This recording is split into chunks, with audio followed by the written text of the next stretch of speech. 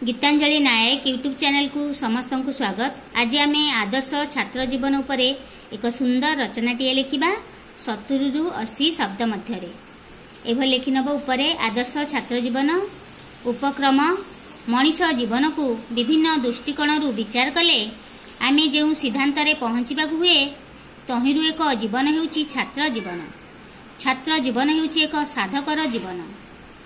एई जीवन रे जेउ छात्र साधना कर्म रे ठीक बाटरे चले से तार परवर्ती जीवन रे सुफल लाभ करथाए।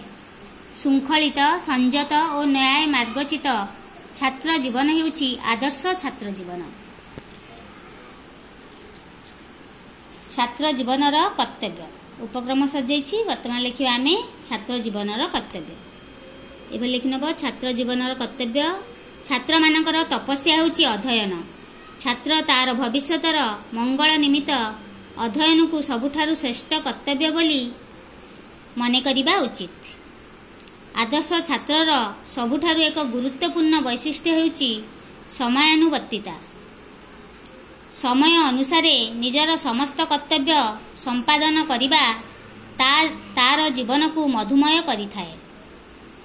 मनोजग सह पाठ पढ़िबा सह देवभक्ति गुरुभक्ति पितामाता प्रति भक्ति कर्तव्य निष्ठता इत्यादि सेमानंकर आदर्श कर्म इटा रही आमर छात्र जीवनर कर्तव्य रे यही सबू लिखि नब। उपसंहार छात्र जीवन रे नाना बाधा विघ्न और दुख कष्ट आसी थाए किंतु आदर्श छात्र से सबको सह्य करी तार कर्तव्य पथरे अग्रसर हुए। उपसंहार एभली लिखिनब। एभली भाबरे आमर थिला आदर्श छात्र जीवन उपरे सुंदर रचनाटीए। आशा करछि भिडियोटी भल लागिथियो निश्चित लाइक करिवे शेयर करिवे कमेंट देबे। आगो जदि चैनल को सब्सक्राइब करन थिबे तबे निश्चिंत सब्सक्राइब करनेबे।